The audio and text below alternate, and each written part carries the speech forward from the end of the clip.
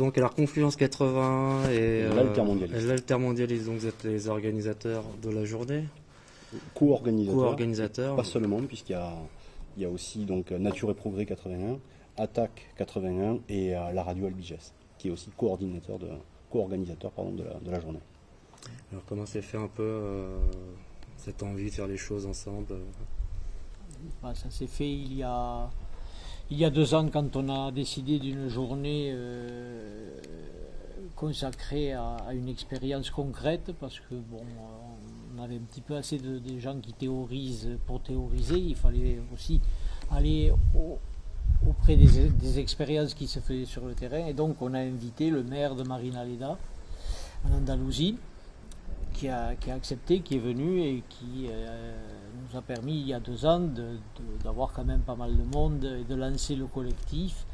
Et c'était en septembre et c'était à l'Île-sur-Tarn. Voilà. Donc voilà le point de départ. Okay. Le point de départ, en fait, c'est que c'est un membre de Confluence 81 qui va à Marinaleda, qui a l'occasion de rencontrer le maire de Marinaleda, Francis, et il se dit ce serait bien que Confluence 81 organise la venue de Juan Manuel Sanchez dans le Tarn pour parler de l'expérience de Marinaleda. Mais Confluence, est-ce qu'on se sent suffisamment fort, ou est-ce que c'est vraiment l'occasion d'ouvrir à d'autres, parce que le cas de Marinaleda intéresse d'autres associations, d'autres gens. Est-ce que ce ne serait pas l'occasion d'ouvrir et de créer un collectif qui organisera quelque chose ce jour-là? Donc voilà, Confluence lance un appel à ceux qui veulent participer à la venue de Juan Manuel Gordillo là, sur le Tarn. Donc nous, l'Altermondialiste, de suite on est d'accord, surtout que moi j'écris aussi dans Confluence, donc le lien il a été très rapide. Au sein de l'Altermondialiste, il y a des gens qui sont à la radio Albiges, donc ils se disent que la radio Albiges, en tant que média, ça serait vraiment intéressant qu'elle soit là. Donc là, ça fait déjà 2 styles de médias différents, médias papier et médias radio. Et puis après, Attaque est intéressé par tout ce qui est altermondialisme, donc ça les a intéressés de faire venir quelqu'un qui allait nous parler d'une expérience concrète, donc à Marinaleda en Andalousie. Et Nature et Progrès, comme justement Marinaleda est une expérience où ils ont remis des terres agricoles ils ont récupéré d'un aristocrate qui était ami avec le roi d'Espagne. Ils ont récupéré ces terres après une dizaine d'années de lutte. Nature et Progrès s'est senti intéressé en se disant ça part quand même d'une expérience agricole. Comment des gens qui ont envie de terre récupèrent des terres qui sont destinées à l'agriculture productiviste, se les récupèrent pour nourrir le village et pour faire quelque chose. Donc voilà, de ces terres agricoles, il y a une conserverie, et donc il y a vraiment eu un intérêt pour Nature et Progrès de participer aussi à ce collectif. Voilà, donc on y est tous là, je crois. Oui, tu as fait le tour. Ouais. Ok. Et comment vont se passer un peu alors les débats? Vous participez aussi ou vous êtes plutôt dans l'organisation? Vous participez aussi à Non, moi personnellement, là, je suis plus dans l'organisation que dans le débat. Mais on a décidé ensemble de contacter telle ou telle personne, enfin je veux dire, et des thèmes, enfin le fond de la question, j'ai participé au travail préparatoire, mais pour la journée d'aujourd'hui, non, je ne peux pas faire 50 choses bien.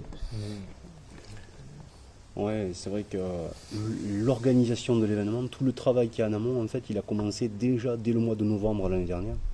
Il a fallu le travail d'aujourd'hui, la journée d'aujourd'hui, a commencé à être préparé en novembre déjà 2012. Et pour en arriver là, c'est vrai que c'est un boulot, donc il faut des gens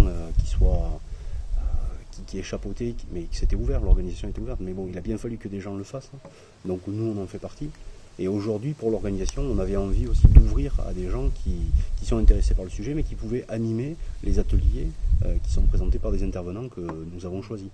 Alors parmi les intervenants que nous avons choisis, il faut savoir aussi que nos choix ont été aussi conditionnés par certaines règles administratives, puisque nous, on voulait aussi faire venir, par exemple, des gens de la municipalité de la mairie de Tordère, dans les Pyrénées-Orientales, mais eux, c'était très intéressant ce qu'ils avaient à nous raconter, mais ils n'ont pas le droit, là, au mois de septembre 2013, d'en parler, parce que les élections municipales de l'année prochaine approchent, et là, ils sont dans une période où ils n'ont plus le droit d'en parler à l'extérieur, de même que des gens de la commune de Vendoncourt, dans le Doubs. Ça aurait été intéressant d'avoir des expériences concrètes en France. Malheureusement, à cause de cette loi administrative, ils n'ont pas le droit de venir en parler. C'est vraiment très bête, mais on aurait bien aimé que ces gens-là viennent.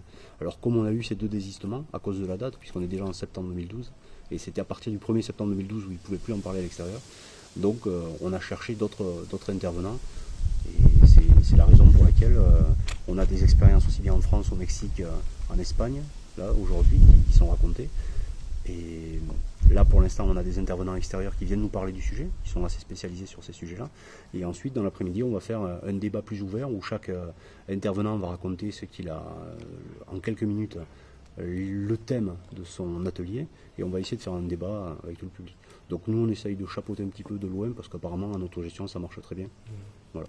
Et c'est pas eux qui vous ont contacté Non, c'est nous qui avons... Non, c'est vraiment nous, en tant qu'organisateurs, qui avons pris... C'est nous qui avons pris tous les contacts, qui avons essuyé quelques refus, qui avons, comme le dit Patrice, subi les contre-coups de la loi qui veut que, sinon, s'ils interviennent, certains qui sont élus et qui vont se représenter, ça serait pris pour la propagande électorale dans une période qui ne le permet plus. Donc, c'est tout un travail. On a fait une réunion par mois minimum, par moment, pour essayer de voir l'évolution des choses. Et jusqu'au dernier moment, on n'était même pas tout à fait sûr que tout le monde pourrait venir. Ça, c'est compliqué finalement, du point de vue de l'organisation. Hein. Bien sûr. Après, mais sur le fond... Il y a aussi une personne qui entre en contradiction avec ce qu'on dit, c'est-à-dire que nous avons prévenu tout le monde, sauf une personne qui était venue l'année dernière, que nous avions invité l'année dernière, c'est Richard, et qui, au cours de l'année, nous a appelé en nous disant « c'était très bien ce que vous avez fait l'année dernière, si vous cherchez quelqu'un pour intervenir sur un sujet, notamment les villes en transition, sachez que je peux me tenir disposé à venir ». Donc voilà, c'est la seule personne qui nous a dit que si on est en galère d'un intervenant, il était disposé parce que l'année dernière, il avait été invité. Voilà, c'est le seul qui nous a sollicité. Après tous les autres, c'est nous qui les avons cherchés.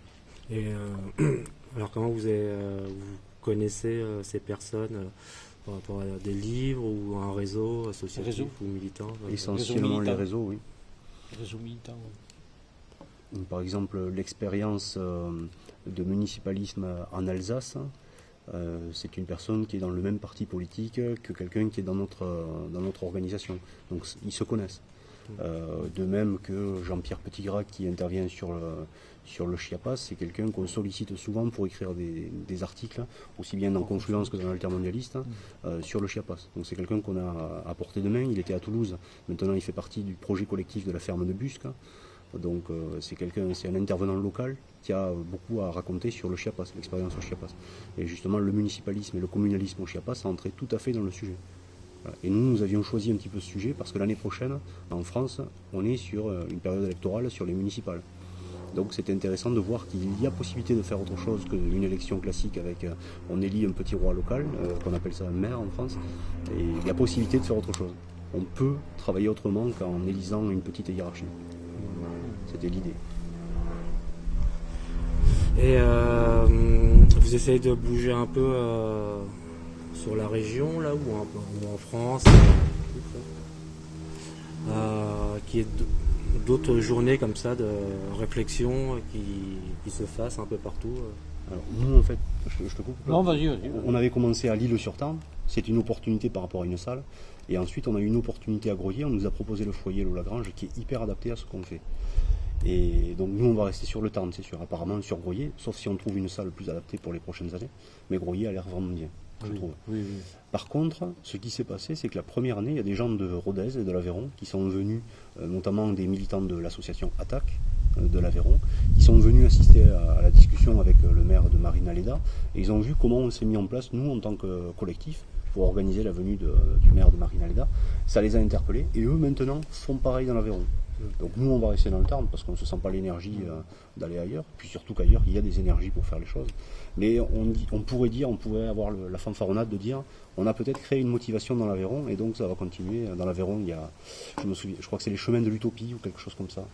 Ça s'appelle comme ça. Oui, je crois. Et donc nous on restera dans le temps. C'est sûr que pour organiser dans un département que l'on ne connaît pas trop, c'est difficile. Déjà qu'organiser dans le Tarn pour nous c'est un sacré boulot.